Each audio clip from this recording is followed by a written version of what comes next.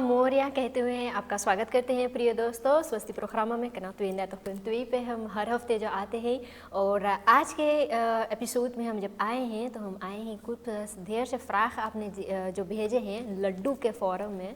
तो आज से तो बहुत भूख लगेगा या आपने शुरुआत कर दिए हैं, तैयारी कर लिए हैं गणेश चतुर्थी के, और जैसे फ्राख आपने भेजे हैं तो मुझे मालूम होते हैं कि आप तैयार बैठे हुए हैं लड्डू के साथ शायद। चलिए पंडित जी का हम स्वागत करते हुए आज के प्रोग्राम को आगे बढ़ाते हैं। नमस्कार पंडित जी। नमस्कार दर्शनी जी। कैसे हैं आप पंडित जी? बहुत अच्छे हैं। आप लड्डू के नाम लेकर के हमको भोग लगा दिया। जी पंडित जी है ऐसे है पंडित जी। कुछ और फ्राक हमारे प्रिय दर्शकों ने भेजे हैं, शायद लड्डू के तैयारियों में वो होते हैं तो उन्होंने प्रिपेयर करके ये फ्राक लड्डू के फॉर्म में हमारे लिए भेज दी है। अच्छा, गोल गोल जी गोल गोल हम घुमाते हुए जी चलो। जी। अच्छा तो मालूम पड़ते हैं पंडित जी कि गणेश चतुर्थी आ रही है, स्वीस में तो अगस्त के होते हैं। हाँ जी। और हमारे प्रिय दर्शकों बहुत उत्साह से ये गणेश चतुर्थी मनाना चाहते हैं, लेकिन मनाने के अलावा और भी कुछ ज्ञान प्राप्त करना चाहते हैं। तो ऐसे फ्राख उन्होंने भेजे हमारे लिए, तो जानेंगे आज कुछ और गणेश जी के बारे में। तो जाना जाता है कि गणेश जी जैसे आए थे तो वो एक्चुअली एलिफेंट के सर के साथ नहीं आए थे, वे मनुष्य के फॉर्म में भी आए थे पंडित जी। तो ऐसा कौन सा कारण आया कि उनका सर मुंडा गया था और एलिफेंट का हाथी का सर उनको लगाया पड़ा? हमारे दर्शक जो हैं, आप सबको ये जानना है कि आप सभी अगर हिंदी पढ़ते हैं तो हिंदी पढ़ते हुए हम लोग को जो है पहले क्लास में नाथुराम महाराज जी की एक पुस्तक रहे, उसमें एक कहावती आती है, महावरी जिसको लोग कहते हैं। तो उसमें बताए गए हैं, करनी करे निहाय के करे सुई का दान, करनी करे निहाय के करे सुई का दान, नाम मरी के कारण जो धन खर्चे मूड़, मर के हाथी होइए धरती लटके सूड़। तो यहाँ पर हम लोग को नाथुराम पुस्तक में ही बता दिए गए हैं कि यहाँ पर केवल नाम के पीछे नहीं दौड़ना चाहिए, क्योंकि जो नाम के लिए संसार में कुछ करते हैं वो हाथी जैसा योनि में जाएगा। गणपति भगवान जो है, जब उसका उत्पत्ति हुआ तो माता गौरी के अंदर में ये विश्वास हुआ, माता गौरी के अंदर में ये इच्छा हुई कि उनको एक संतान चाहिए जो केवल उनकी बात सुने। कार्तिकेय जो है अपने पिता की बात सुन करके तारकासुर से युद्ध कर रहा है, युद्ध क्षेत्र में कुशल है, कुशल योद्धा इत्यादि हैं, लेकिन कार्तिकेय को ये लगता है कि वो अपने पिता की आज्ञा को पूर्ण करके अपनी माँ की भी देखभाल करें, लेकिन माता को लग रही है कि उनके पास ऐसा कोई बेटा है नहीं जो उनकी बात को सुन रही है। सो उनके मन में ये विचार आए कि क्यों ना अपने एक बेटा ऐसे तैयार करे जो केवल मेरी ही बात सुने। इसलिए गणेश जी का एक नाम है गौरी नंदन। गौरी नंदन यानी कि जो गौरी का ही पुत्र है। तो माता पार्वती स्नान करने गए और स्नान करते करते उस बेटे को याद कर रहे थे। याद करते करते अपने शरीर में जो है माटी लगाते, हल्दी लगाते, चंदन लगाते, तो इन्हीं को निकाल करके सामने रखते हैं, जिसको हम लोग कहते हैं बॉडी पैकिंग। आजकल महिलाएं लोग जो जाते हैं ना, एक से एक ब्यूटी पार्लर लगे, तो ब्यूटी पार्लर में जाते हैं तो वहाँ पर उनको बॉडी पैकिंग होता है। तो कभी मिट्टी से, कभी पता नहीं कौन कौन से नमक से, कौन कौन सामान से, लेकिन हमारे धर्मशास्त्र में ये पहले से ही रहा। तो माटी से, फिर दही से, फिर चंदन से, फिर हल्दी से, फिर अनेक प्रकार के अष्ट धातुओं के लेपन से जो शरीर के ऊपर जो है लेपन किया जाता था। तो माता ने वही सब निकाल करके सामने रखे, और क्योंकि वो सीधे माता के बिना स्नान किए वो निकाल करके वहाँ पे रखे हैं, बिना धोए हुए, और उसी से जो है एक पुतले को बना लिया और उसी पुतले में जो है प्राण को रख दिया। तो गणपति जी की उत्पत्ति हुआ, और गणपति जी के यहाँ पर उत्पत्ति होने के कारण से उसे म्लेच्छ गणपति भी कहे गए हैं, क्योंकि वो पार्वती के शरीर से ही उत्पन्न सीधे हुए हैं और उसकी शुद्धिकरण नहीं हुआ। तो यहाँ पर म्लेच्छ गणपति का जो है उत्पन्न हुआ। म्लेच्छ गणपति जो है जाकर के व्यक्ति के अंदर में उसका बुद्धि जो है केवल जो बात बोलेंगे वही करेगा, उसके बाद और कुछ नहीं सोचेगा। आपने उसको बोल दिया कि ये खड़े रहो तो वहीं पर खड़े रहेंगे। आप उनको बोल दो कि यहाँ पर कोई अंदर नहीं जाएगा, तो भले पिता ही क्यों ना हो, भले माता ही क्यों ना हो, जब तक बोलने वाला सामने ना आएगा तब तक किसी और को अंदर नहीं जाने देगा। ऐसे में गणपति जी जो है अपने पिता को भी रोक दिया माता जी के स्नान करते समय। शंकर जी के बहुत से समझाने के बावजूद भी शंकर जी की बात नहीं माने और क्रोधावश आकर के, क्योंकि अगर हमारे यहाँ पर देवता में कोई अति शीघ्र बहुत ही जल्दी प्रसन्न होता है जी। और कोई बहुत ही जल्दी भी गुस्सा में आता है तो वो शिव जी है। जितने जल्दी उसके अंदर में खुशी आता है, प्रसन्नता आता है, उतनी ही जल्दी उसके अंदर में गुस्सा भी आता है। और शिव जी के क्रोध जब आता है तो प्रलय ही मच जाता है। तो ऐसे में जो गणपति भगवान शंकर की बात नहीं माने और द्वारपाल बनकर के खड़े रहे और शंकर जी को माता के पास नहीं जाने दिया कि माता से भेंट कर सके, तो इसमें पहली बात है, इसमें दो शिक्षा है। अच्छा। दो बातें को सीखने को मिलता है। पहली बात यह है कि स्त्री का जो है हमेशा आदर करना चाहिए, एक। और दूसरी ये है कि जब स्त्री स्नान कर रही हैं तो उसके स्नान के समय वहाँ पर किसी और को नहीं आना चाहिए। वो अपना जो है अच्छी तरह से स्नान कर सके, अपने आप को संभाल सके, इत्यादि इत्यादि, उसकी जो है प्राइवेसी बना रहे, इसलिए वहाँ पर किसी और को नहीं आना चाहिए। आजकल तो जो है पतियों भी घुस जाते हैं उनके सामने, इत्यादि इत्यादि। लेकिन यहाँ पर गणपति जो है, जब घर में बच्चे आ गए तो बच्चे के होते हुए माता के स्नान करते समय वहाँ पर कोई और ना जा सके, ये परंपरा, ये सीख, ये विद्या, ये ज्ञान बना रहे। शंकर जी को रोक दिया। शंकर जी गुस्से में आ गए और त्रिशूल से उसका सिर को काट दिया। शंकर जी को उसका त्रिशूल काटने का कारण तीन है, तीन कारण है।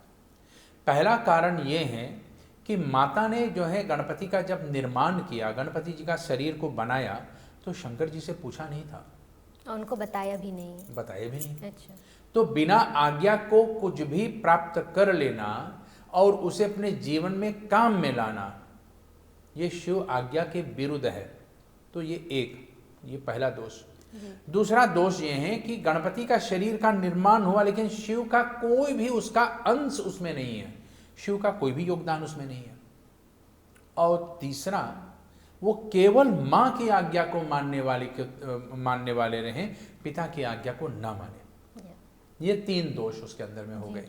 और इन्हीं तीन दोषों को दूर करने के लिए भगवान शंकर ने सोचा कि तभी ये दोष दूर हो पाएगा जब इसके अंदर में नया हार्ड डिस्क बैठाया जाएगा। अच्छा, तो हार्ड डिस्क वो मुंडी है। अच्छा। तो हार्ड डिस्क उसके अंदर में बिठाना पड़ेगा। तो हार्ड डिस्क हुआ क्या?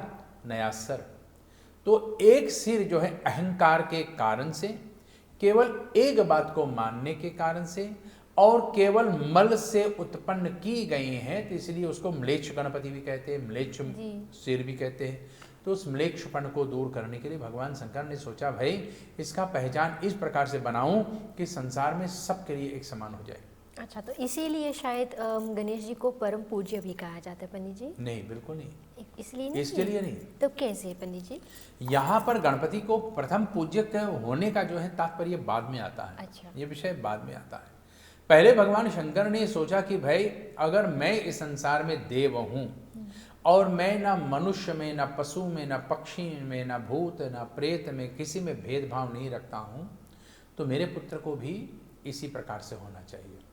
अच्छा, लेकिन तो इसमें भी एक प्रश्न और आ जाता है पंडित जी, तो कार्तिकेय क्यों नहीं? क्योंकि वे भी उनका पुत्र होते थे ना। शिव और पार्वती के जो हैं योग ध्यान के समय, क्योंकि दोनों ने आपस में बात की, चर्चा की, तब दोनों आमने सामने बैठ करके मेडिटेशन किए हैं, योग किए हैं, ध्यान किए हैं, और जिसको हम लोग टेलीपैथी कहते हैं, उसी के माध्यम से एक शक्ति का उत्पत्ति हुई है। उस शक्ति की उत्पत्ति होने के कारण से वहाँ पर आग की बबूला जो निकली है वही कार्तिकेय बने। तो यहाँ पर शिव और पार्वती की योगदान से हुआ है, लेकिन पार्वती ने गणपति को शिव के बिना ही बनाया, तो उसमें शंकर जी का योगदान है नहीं। तो यहाँ पर शंकर जी ने उसका सिर को काट दिया और हाथी का सिर को लगाया। हाथी का सिर लगाने का मतलब ये है कि भगवान शंकर के पास एक गज नाम की भक्त रहे और उन्होंने भगवान शंकर से बोला कि प्रभु मैं आपका पुत्र बनना चाहता हूँ, मुझे आप अपने पुत्र के रूप में स्वीकार कीजिए, मेरा सिर सदैव आपके सामने झुका रहे, मेरा सिर अगर कट भी जाए भगवान तो केवल आपके लिए कटे। उसने इस प्रकार से भगवान शंकर की भक्ति की है, वरदान मांगी, और भगवान शंकर ने उनकी प्रार्थना को भी स्वीकार किया। और भगवान ये भी कहते हैं कि तुम मुझसे जो मांगोगे वही पाओगे, और नहीं मांगोगे तो जो नहीं सोचा, नहीं मांगा, वो भी पा जाओगे। लेकिन यहाँ पर गज ने अपना सिर काटने की बात कही कि मेरा सिर केवल आपके लिए कटे। तो शंकर जी ने आदेश दिया कि जाओ, प्रथम व्यक्ति जो तुम्हें प्राप्त हो, प्रथम जीव जो तुम्हें प्राप्त हो, जो अपने परिवार की ओर पीठ करके सो रहा हो, जिसका सिर उत्तर दिशा में है, नॉर्थ में है, और जो अकेले सो रहे हो उसका सिर काट के लिया। तो ऐसे में गज का सिर को प्राप्त हुआ, क्योंकि अपने पीठ परिवार की ओर पीठ करके सो रहे थे, अपना सिर जो है उत्तर दिशा में करके सो रहे थे, और उत्तर दिशा वाले सोने वाले मुर्दों की बराबर है। तो मुर्दे की गिनती में आ करके उनका सिर को काट लिया, और नारायण ने जो है इंद्र के साथ मिल करके उस सिर को ले आए। भगवान शंकर ने शरीर को ऊपर जो है सिर को जोड़ दिया। कथा इत्यादि आप सभी जानते हैं। हाथी का सिर हो गया। तो यहाँ पर हाथी का सिर होने का तात्पर्य क्या हुआ? तो अभी मैंने आपको सुनाया, करनी करे निहाय के करे सोई का दान, ऊपर मुंह को देखते केतिक दूर विमान, नाम बरी के कारण जो धन खर्चे मोर, मर के हाथी हुई ये धरती लटके सूर। ये नाथुराम की पुस्तक में पढ़ाई जाती है। यहाँ पर गणपति को भी वही शैली आया, क्योंकि गणपति केवल माता पार्वती की ही बात को मानने वाले थे। आप यहाँ पर शिव जी की भी बात मानने लगे। हाथी का सिर इसके ऊपर लगा क्योंकि शिव जी ने पहले से गणेश को जो है वरदान दिया था कि हे गज तू मेरा ही बेटा बनोगे, तुम्हारा ही सिर कटेगा तो मेरे ही कारण कटेगा, मेरे ही पुत्र के लिए तुम्हारा सिर कट करके मेरे बेटे के शरीर के ऊपर लगेगा, तू मेरा पुत्र बन जाओ। तो वहाँ पर एक वरदान को भगवान शंकर ने सत्य कर दिया। गणपति को जो है हाथी का सिर देने का तात्पर्य ये है कि अगर संसार में कोई कभी कुछ नहीं भूलता है तो वो हाथी होता है। अच्छा, इंसान के पास डिमेंशिया आ सकता है, लेकिन हाथी के पास कभी नहीं आता। वो चतुर दिमाग वाले होते हैं, वो बहुत तेज बुद्धि वाले होते हैं। उनकी जो है बुद्धि हमेशा स्थिर रहते हैं। उनको अंतिम क्षण तक, अंतिम सांस तक याद रहता है कि उसने कब, कहाँ, कैसे, कब क्या किया है। अच्छा, तो इसलिए गणेश चतुर्थी हम कहते हैं पंडित जी। चतुर्थी माने चौथा तिथि। ओ, चौथा तिथि। चौथा माने चतुर्थी। यहाँ चालाकी से नहीं है। अच्छा। यहाँ चालाकी से नहीं। चतुर्थी माने गणेश जी चौथ की चांद के ही दिन प्रकट हुए हैं। अच्छा। अब यहाँ पर प्रश्न आता है कि गणपति का उपस्थिति कब हुआ? गणपति माता पार्वती के द्वारा भाद्रपद महीना में कृष्ण पक्ष के चतुर्थी को जो है उसका निर्माण हुआ। अच्छा। कृष्ण पक्ष में जी। और गणेश उत्सव, गणेश जयंती हम लोग मनाते हैं कब? भाद्रपद के शुक्ल पक्ष में चतुर्थी तिथि पर जी। क्योंकि इसी दिन उसका सिर कटता है, इसी दिन उसके ऊपर हाथी का सिर लगता है, और इसी दिन उसका नया पहचान होता है। जी। तो ऐसे में तो पंडित जी कहा जाता है कि अगर गणेश चतुर्थी होते हैं तो हम चांद को क्यों हम नहीं देख सकते हैं? ये भी बड़ा ही विचित्र बात है। जी। अब जो है आपकी दो प्रश्न अभी हमारे ऊपर ऋण के रूप में रह गए हैं। हाँ। कि वो पहले प्रथम पूजनीय क्यों बने। यहाँ पर गणपति भगवान के सिर के ऊपर हाथी का जो है सिर लगे, उसके शरीर के ऊपर हाथी का सिर लगा, इससे भगवान शंकर ने बता दिया कि कभी नहीं भूलने वाला होगा। हाँ। अपने कर्म को नहीं भूलने वाला है। जी। अपने हर कर्म को इंसान को याद रखना चाहिए। अगर आपको शिव प्रिय बनना है, अगर आप चाहते कि आप शिव की कृपा की भाजी बने, तो आपको अपना कर्म नहीं भूलना चाहिए। कब आपने किया, कैसे किया, कितना पाप पुण्य के साथ किया, ये नहीं भूलना चाहिए। आपके अंदर में यह विचार सदैव बना रहे। एक ये। फिर इसके साथ में गणपति भगवान को हाथी का सिर प्राप्त हुआ, वो इसलिए क्योंकि भगवान शंकर किसी भी मनुष्य में, देवी में, देवता में, प्रेत में भेदभाव नहीं रखना चाहते थे। वो जिस प्रकार के संसार को अपना ही संतान मानते हैं, गणेश को भी अपना संतान मान करके उसी आकार जो है उनको दे दिया, उसी प्रकार के रूप को प्रदान किया। जी। शिव का कोई अंश उसमें नहीं रहा। हाथी का सिर भगवान शिव के द्वारा ही लगाया गया है, इसलिए उस शरीर के अंदर में शिव का अंश भी आ गया। जी। तो ये तीनों दोष जाकर के दूर हुआ। जैसे कि अगर स्त्री अपने शरीर के अंदर में बच्चे को धारण करना चाहती हैं, तो पुरुष के अंदर से वीर्य उसको चाहिए, समुद्र साथ है वह। जी। ठीक। और जब तक उसको वो वीर्य नहीं मिलेगा तो वो बच्चा नहीं होगा। ठीक इसी प्रकार से शंकर भगवान ने उस बच्चे को जो है अपना एक अंश दे दिया, शक्ति दे दिया, अपना रूप दे दिया, और वहाँ पर गणपति बने। अब रहा पृथ्वी का जो है परिक्रमा करना, योग्यता को जानना, लोगों के अंदर में कितना ज्ञान होना, ये इस विषय को जानने के लिए भगवान शंकर ने केवल शर्त रखा, जो 7 बार पृथ्वी का जो है परिक्रमा करके वापस आ जाएगा वही प्रथम पूज्य होगा। और गणपति जो ने गणपति भगवान ने क्या किया, माता पिता को सामने बिठा दिया, शंकर जी के जो है प्रिय नाम जो होता है, जो राम नाम होता है, सामने लिख लिया समर्पण के रूप में, भक्ति के रूप में, और अपने माता पिता को जो है परिक्रमा किया। माता पिता के 7 बार परिक्रमा करके जब सब देवता जो है चले गए काम करने के लिए, तो गणपति भगवान जो है सब कुछ देखभाल कर रहे थे जी। समय पे चंद्र का उदय, समय पे सूर्य का उदय, समय पे वायु का वहन, समय पे जल का जो है प्रसार प्रहार, ये सब गणपति ही संभालते थे।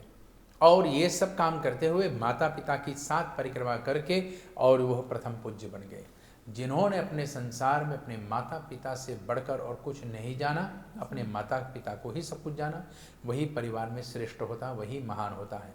इसलिए गणपति को जो है प्रथम पूज्य बताई गई है।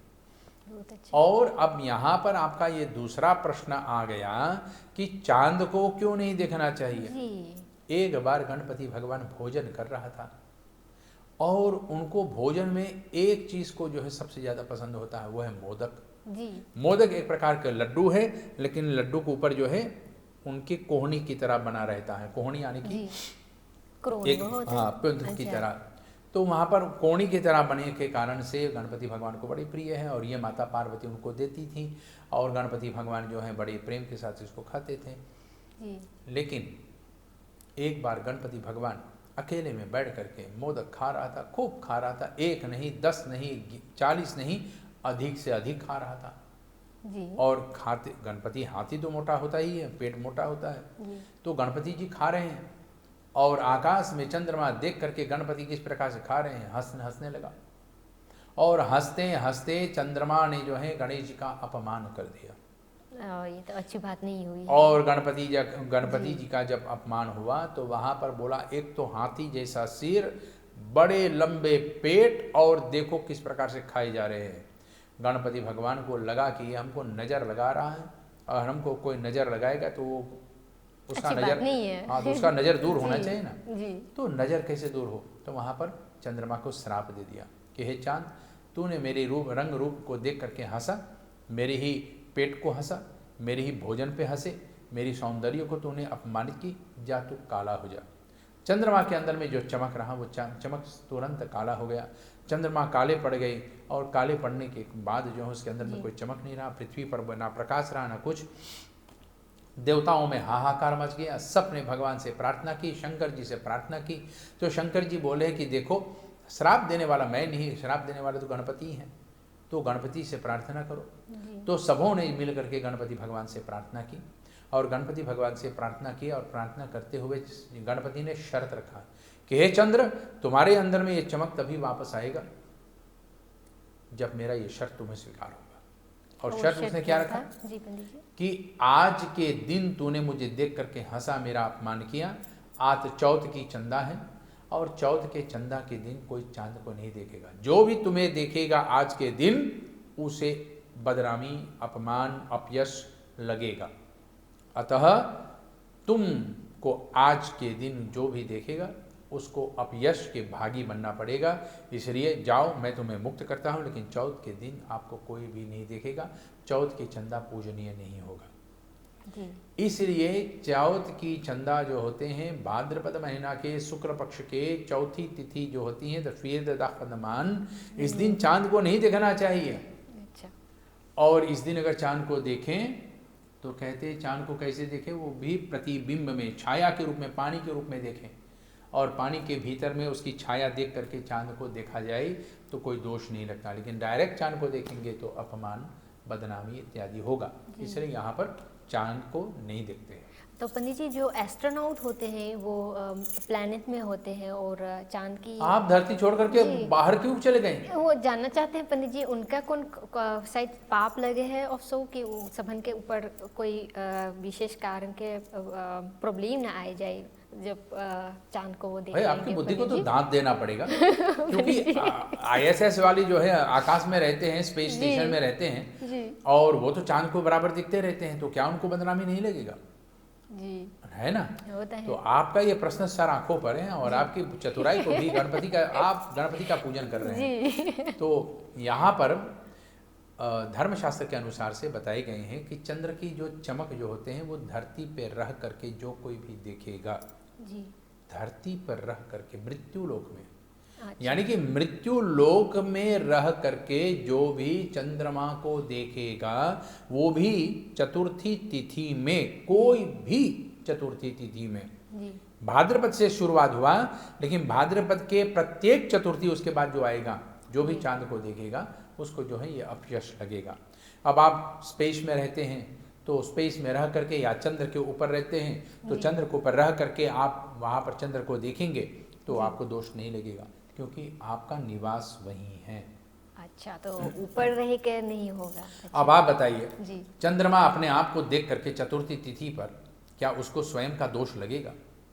अगर चंद्रमा अपने आप को चांद आईना में देख करके चौथ के चंदा को वो खुद देख ले, अपने आप को देख ले, क्या उनको दोष लगेगा? शायद नहीं, पंडित नहीं लगेगा, नहीं क्योंकि लगेगा। वो स्वयं चांद हैं। जी तो चांद को नहीं लगेगा तो चांद पे रहने वालों को कैसे लगेगा? इसलिए जी। मृत्युलोका स्थितः देव यो दर्शे जो पश्यते इति चंद्र चतुर्थ्याम च तस्मादं भागे अभावया। तो उनको जो है ये दोष लगेगा। जी maar Pandit ji, dan als we nog ietsje verder gaan, het Ganesh ji के तो हाथी का सर लग गया था, लेकिन कुछ क्षण बाद तो उनका सर के अलावा उनके दांत किसी ने तोड़ दिए थे। परशुराम जी ने शायद उनके दांत तोड़ दिए थे। तो ऐसा क्यों पंडित जी? क्योंकि एक ऐसा प्रश्न भी आए हैं कि बच्चे जो होते हैं तो उनके दूध के दांत भी होते हैं, तो वो दूध के दांत जब निकल जाते हैं तो हम उनको बोलते हैं कि टूथ फेरी आ जाएगा तो उनको संभाल के रखो या सिरवा देंगे। तो लेकिन गणेश जी के खफाल में ऐसे ना भइल है। गणेश जी ने शायद कुछ बदमाशी किए थे कि परशुराम जी ने उनके दांत तोड़ दिए थे। लेकिन अगर ऐसे देखा जाए, अगर मेरे बच्चे नहीं है अभी, लेकिन हमारे कुछ कज़न होते हैं या छोटे छोटे भाई बहन के बच्चे होते हैं, अगर उनको कोई कुछ मारपीट कर देंगे तो हम भी चढ़ जाएंगे, उनको भी हम मारपीट कर देंगे। तो ऐसे भी जानना चाहते हैं कि गणेश जी के दांत टूट गए थे, किस कारण ऐसे हुआ, और परशुराम जी जिसने दांत तोड़े थे उनको क्या हुआ था? भाई आपने जो है पूरा स्टडी करके रही है। जी पंडित जी, हाँ, हमारे प्रिय दर्शकों ने किए हैं पंडित जी। आपको इसी सब ऐसे बना कर बना भेजे? के जी बताए थे ना, लड्डू के बराबर उन्होंने गोल गोल फ्राक ऐसे भेजे हमारे अच्छा, लिए। जी आप लोग थोड़ा ज़्यादा चालाक हो रहे हैं भाई। जी धन्यवाद। देखो, गणपति भगवान जो हैं, एक बार की बात है, ये कथा है, गणेश लीला भी है। गणेश लीला में ये प्रसंग भी आता है, गणेश पुराण में या गणेश अंक एक पुस्तक होते पोथी हैं है, जी। उसमें भी देख लो। और गणेश पुराण में इसका जो है विस्तार से भी कथा प्रसंग आते हैं, स्कंद पुराण में भी आता है। जी तो यहाँ पर बताए जाते हैं कि एक बार माता पार्वती और शंकर जी ध्यान में रहे। वो आराम कर रहे थे, मतलब वो चाहते थे कि हमारे आसपास कोई ना आवे, हमको कोई डिस्टर्ब ना करे, हमको बस ध्यान करने दे। माता पार्वती भगवान शंकर ध्यान में लगे और कार्तिकेय और गणपति जो हैं द्वारपाल बन गए। तो हिमालय के जो हैं चोटी पर वो दोनों खड़े हैं और वहाँ पर किसी को प्रवेश नहीं करने दिया। इतने में भगवान परशुराम, श्री विष्णु जी का जो है छठा अवतार, वहाँ पर चले आ रहे। तो भगवान परशुराम जब आ रहे हैं तो वहाँ पर उसने सोचा कि भाई हमको भगवान शंकर से, हमारे गुरु से कोई नहीं रोक सकता है, क्योंकि शिष्य को पूरा अधिकार है अपने गुरु से मिलने के लिए, उसे कोई नहीं रोक सकता है। अच्छा जी। शिष्य को गुरु के पास तभी नहीं जाना चाहिए जब गुरु जो है ध्यान में हो, शयन कर रहा हो, या जो है गुरु स्नान कर रहा हो। अच्छा इन तीन परिस्थितियों में उनको पास नहीं जाना चाहिए। लेकिन गुरु जी यहाँ पर ध्यान में, शंकर जी ध्यान में, तो गणपति जो है उनको रोक रहे हैं। और परशुराम जी के पास जो है भगवान शंकर के द्वारा दी हुई एक फरसा है, टांगा है। जी। तो ये फरसा जो है शिव जी का दिया हुआ है। और जब कोई आपके रास्ता रोकेगा तो आप क्या करेंगे? आप तो जाना चाहते हैं जी। तो वो लड़ेगा। हाँ, गुस्सा आ तो जाएगा। परशुराम जो है एक तो क्रोधों में जो है, क्रोधियों में परम क्रोधी है। जी तो उसको क्रोध आ गया और उसने सोचा कि भाई मैं अब यहाँ पर लड़ करके इनको जो है दूर करूँ। तो उसने सोचा कि भाई मैं अपना फरसा ही चला दूँ। लेकिन परशुराम जी को मालूम नहीं थे कि गणेश जी शिव जी के पुत्र हैं। उनको ये ज्ञात रहा, जी लेकिन फिर भी उसके मति के अंदर में ये भ्रम रहा कि मैं केवल अपने गुरु से, अपने भगवान महादेव से मिलना चाहता हूँ और कोई मेरे रास्ते में रुकावट के रूप में ना आए। अच्छा। तो उसने वहाँ पर गणपति को और कार्तिकेय को अनसुनी कर दी, जी। अनदेखा कर दिया जी। और गुस्से में आकर के अपने फरसा को चला दिया। गणपति जी ने सोचा कि भगवान शंकर के और नारायण के दो अस्त्र ऐसे होते हैं, एक चक्र सुदर्शन, जी। शिव जी की त्रिशूल, जी। शिव जी के चंद्रहास खड़क और शिव जी की जो है फरसा। तो फरसा उन्होंने जो है जाकर के परशुराम को दे दिया, जी। चंद्रहास खड़क उसने रावण को दे दिया था, शिव जी के त्रिशूल शिव जी के ही पास, नारायण की जो है सुदर्शन नारायण जी के ही पास। और ये अचूक होता है, अचूक माने अगर एक बार चला दिया तो निशाना पर लग के ही लौटेगा, जी। बिना लगे नहीं लौटेगा। तो बूमरैंग होते हैं ना पंडित जी? बूमरैंग के आधार पे ऐसे ही समझ लो, जी। वो जाकर के वहां पर हानि करके फिर उनके हाथ में लौटाएगा। जी। अब फरसा उसने चला दिया और गणपति जी ने सोचा कि अगर ये फरसा बिना काम करे लौट जाए तो शिव जी की जो है उस फरसे का अपमान हो जाएगा। जी। और दूसरा, परशुराम ने चलाया है हमारे ऊपर तो हमको तो अपने ऊपर लेना ही चाहिए। अगर मैं अपने ऊपर ना लूं तो परशुराम जी का लक्ष्य जो है अधूरा रह जाएगा, एम जहाँ पे रिक्त करी से, तो बोला अधूरा रह जाएगा। तो उसने सोचा कि भाई लेना कहाँ है, हमारे ऊपर तो चलना ही है, चलो कुछ ना कुछ कटवा ही देते हैं। तो उस समय जो है अपना मुंह को घुमाया और उसका जो है बावां दांत जो है कट जाता है, उसी फरसा के कारण अपने दांत पर लेता है। जी। फरसा कट जाता है, मतलब दांत तो टूट जाता है, फरसा से दांत कट जाता है, दांत को हाथ में लेता है और जोर से अपने माता पिता को याद करता है। जी। माता पिता भगवान शंकर माता पार्वती सामने प्रकट हो जाते हैं और जब प्रकट हो गए तो वहाँ पर कार्तिकेय अपने पिता को जो है सब विषय बताते हैं कि परशुराम ने फरसा चलाया, गणपति ने अपने दांत पे ले लिया और दांत पे जब लिया तो यहाँ पर प्रसंग आ गया कि गणेश जी को एक और नाम पड़ गया जिसका नाम पड़ा एक दंत। जी। जिसके पास एक दांत है। जी। तो एक दंत वाला ये गणपति प्रसिद्ध हो गया। अब यहाँ पर गणपति एक दांत के साथ जो है संसार को ये सिखाया कि भाई अपने ऊपर जिसने शिव के ऊपर आने वाली प्रत्येक मुसीबत को जो रोक लेता है, अपने प्रभु को ऊपर नहीं आने देता है, वही महान हो जाता है। तो यहाँ पर गणपति जी ने अपने ऊपर ले लिया जी। और महान हो गए। दांत को उन्होंने क्यों हाथ में पकड़े रह गए पंडित जी? हमारे यहाँ पर दांत को जो है हड्डी होता है जी। इसको अशुद्ध अपवित्र माने गए हैं जी। और हमारे आपके दांत कहाँ पे है? मुंह के भीतर में। जी। और मुंह के भीतर में जो कुछ भी है वो अशुद्ध होता है, तो इसलिए उस अशुद्धि को जो है बाहर नहीं लाना चाहिए। गणपति का हाथ दांत किधर है? हाथी का दांत किधर है? बाहर है। जी। वो मुंह के भीतर है नहीं, तो वो अशुद्धि कहाँ से होगा? जी। तो इसलिए गणपति का जो दांत जो है अपने दांत पे लेकर के उसने हाथ में पकड़ लिया और उसी को उसने लेखक बना लिया। लेखक माने पेन। उसने उसी दांत से अपना एक पेन बना लिया और उसी दांत के सहारे से वेद व्यास मुनि बोल रहा था, गणपति भगवान लिख रहा था और उसी दांत से लिख रहा था पूरा पोथी महाभारत। लिखने वाला गणेश जी, बताने वाला वेदव्यास, कृष्ण द्वैपायन वेदव्यास और जो भगवान कृष्ण के अवतार हैं, और सहायक इसमें रहा गणेश जी का वही दांत। इसलिए दांत से लिखने के कारण से ये पूरा इतिहास महाभारत का जो होता है हर व्यक्ति को अपने जीवन में जानना चाहिए कि यह महाभारत केवल बाहर नहीं हमारे अंदर में भी है। जो भगवान का भार अपने ऊपर ले ले वही महान होता है। जो अपने आप को आगे कर दे और भगवान को छोटा बता दे, अपने आप को श्रेष्ठ मानने लगे, वो दोषी, वो छोटा बन जाता है। जैसे भगवान परशुराम को जो है तो यहाँ पर अपने आप को, अपने ऊपर ये ग्लानि हुआ कि मेरे कारण से गणपति जी का दांत को टूटा और गणपति का जो है एक नाम एक दंत पड़ा।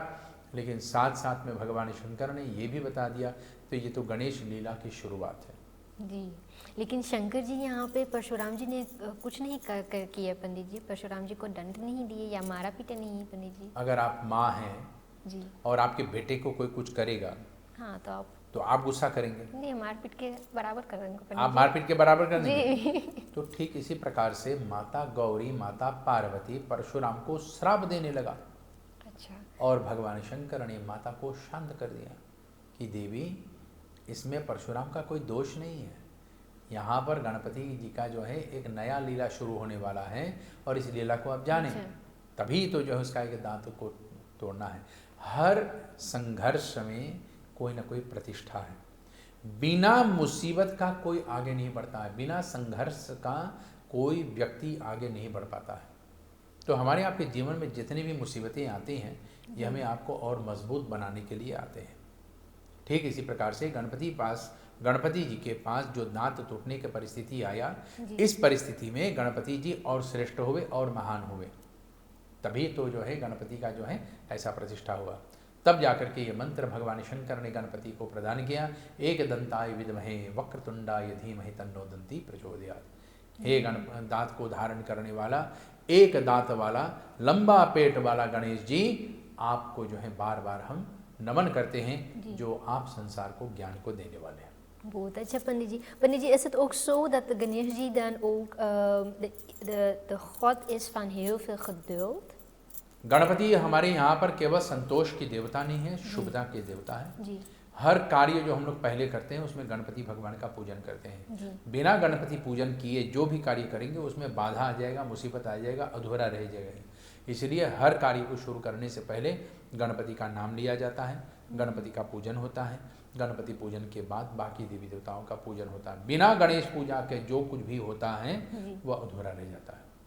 बहुत अच्छा पंडित जी, maar Pandit ji, dan gaan we nog ietsje verder, want onze kijkers hebben ook heel veel onderzoek gedaan और उन्होंने ये जाना है कि गणेश जी जब और बड़े हुए तो उनकी शादी, उनकी विवाह भी हुए, लेकिन उनकी विवाह ना एक हुई ना दो हुई। पंडित जी, तो क्या ये सत्य है कि गणेश जी के दो पत्नियां हैं?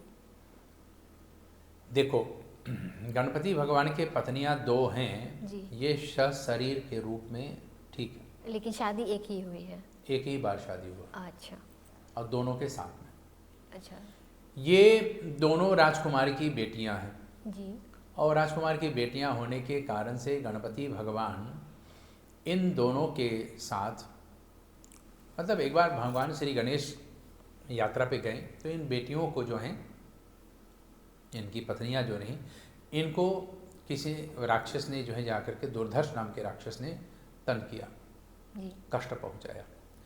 तो दुर्धर्ष राक्षस को जो है वध किया और इन दोनों देवियों का जो है प्राण को बचाया। दोनों ने जो है हाथ जोड़ करके गौरी नंदन को प्रणाम किया और कहा कि आपने हमारी प्राण की रक्षा की, अतः ये प्राण आज से आपके हैं। अपने आप को गणपति को समर्पण कर दिया। जी। और दोनों का नाम क्या है? एक का नाम है रिद्धि, दूसरा का नाम सिद्धि। जी। गणपति किस चीज़ का देवता है? ज्ञान का। जी। ज्ञान की देवता में जो है जब तक सिद्धि ना हो, सिद्धि माने फॉलमार्क है, जी। तो फॉलमार्क है कैसे आएगा? जब उसको बार बार हम रटेंगे। एक मंत्र को याद करना है, वो मंत्र को कैसे हम याद कर पाएंगे? बार बार बोलने से। तो बार बार बोलना रिद्धि है और याद आ जाए यही सिद्धि है। तो बार बार अपने जीवन में उस कार्यों को दोहराएं जिससे माता पार्वती और भगवान शिव का जो है आदर बना रहे, प्रेम बना रहे, मान सम्मान बना रहे। इसी को हमारे यहाँ रिद्धि कहते हैं। जी। और सिद्धि, जब उस कार्य में भगवान शंकर माता पार्वती आशीर्वाद देने के लिए बस कहे कि बेटा बस बस बस बस अब आशीर्वाद देता हूँ, यही सिद्धि है। तो कहने कि उनकी दो पत्नियां हैं, लेकिन कर्म तो दो है ना। एक है रिद्धि जो रटता है और दूसरा है सिद्धि जिसमें पूर्णता की प्राप्ति होता है। तो ये भगवान के द्वारा है। बहुत अच्छा। तो यही है रिद्धि और सिद्धि। अब गणपति भगवान को आप तो पूछे नहीं, लेकिन मैं आपको जरूर बता देता हूँ कि दो बच्चे भी हैं जी। एक का नाम है शुभ, दूसरा का नाम है लाभ। जी। शुभ और लाभ कहाँ है? जहाँ पर गणपति जी का पूजन हो, जहाँ पर मंत्र का पाठ जो है बार बार किया जाए, वहाँ पर मंत्र याद हो जाता है। और शुभ यानी कि वहाँ पर उस मंत्र को पाठ करने से केवल अच्छाइयाँ बढ़ेगा और आपकी जो है वृद्धि, आपका मान सम्मान होगा, आपका जो है प्रतिष्ठा होगा। इसी को लाभ कहते हैं।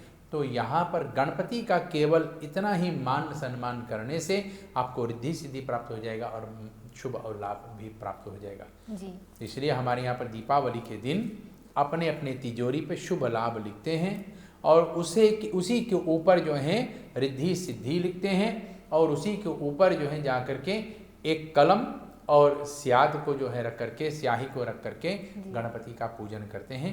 इसी प्रकार से दवात जो होते, जो स्याही, जो इंक होता है उसी के, और दांत के रूप में जो पेन होता है, क्योंकि ये पेन कहाँ से आया, भगवान शंकर ने परशुराम को बहाना बनाया और दुनिया को दिखा दिया कि लिखने का तरीका अब कैसे आ जाएगा।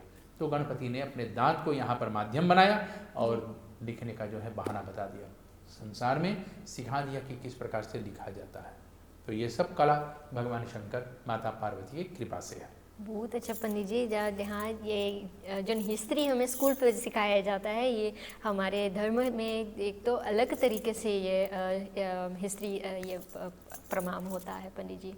Maar Pandit ji, dan hebben we nog een andere vraag en die vraag gaat er meer om, Ganeshji is er, Ganeshji heeft dus 2 vrouwen, maar die is eigenlijk in de vorm van hoe meer we Ganeshji gaan bedenken, dan zijn mantra gaan opzeggen, dan heb je sowieso dan de Riddhi Mata en Siddhi Mata daar erbij. Goed, en dan hebben we ook Shubha. Oké. Maar als ik nu Ganeshji alleen wil blij maken, Ganeshji को हम कुछ चुकू बनाना चाहते हैं पंडित जी, आपकी ये आदत गई नहीं, अपने तरफ लाना चाहते हैं अंडर द टेबल जी, कुछ उनको हम अपना जो वंश होते हैं पूजा के समय, हम पूजा जो करते हैं, पंडित जी अपना मंत्र बताते हैं, हम पूजा करते हैं और हम अपने तरीके से गणेश जी को हम कुछ अपन वैन से मांगे लो बतावे, कौन तरीका से हम बता सके लो पंडित जी?